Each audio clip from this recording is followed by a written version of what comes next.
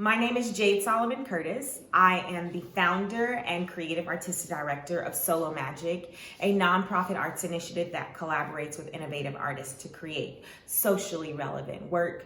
Activism is the muse.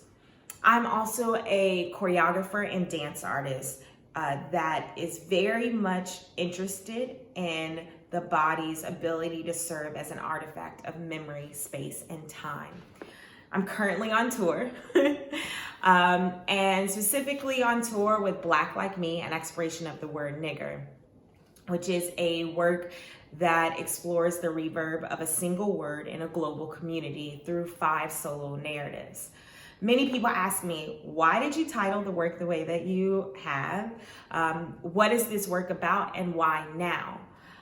The title of the work and the impetus for that has more to do with me wanting audience members and witnesses to start experiencing the work and start questioning and being curious about this word, the definition of the word, the spelling of the word, prior to even entering into the theater.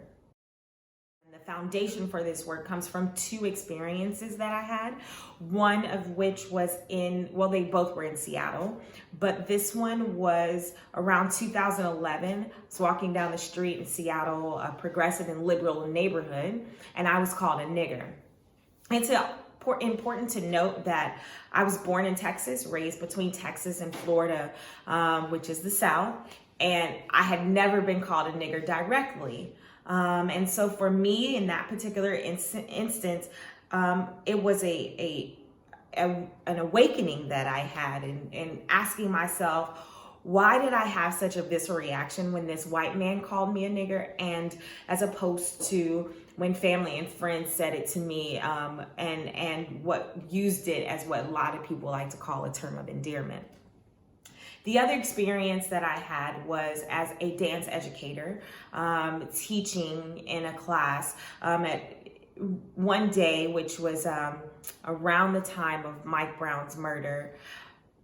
My students came into the class disconnected, quiet, somber, and I asked them what was going on, and they expressed to me their concern and what they were feeling. And in that moment, after talking to them, I realized that they didn't have platforms to have these kind of conversations deeply rooted in socio-political issues and social justice. And so Black Like Me became that. This work is for young people.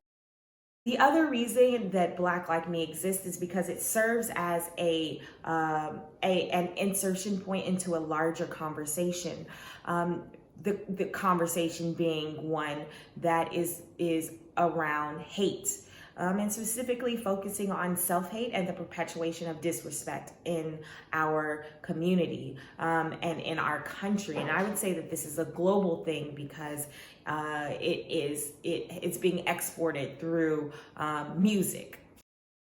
In terms of what I hope comes from this work is conversation. I want people to really start to think about their actions towards each other and their actions towards themselves, and how that affects a greater community. That for me is the purpose of art. It's my duty as an artist to reflect reality, and in order to do that, we have to have a conversation.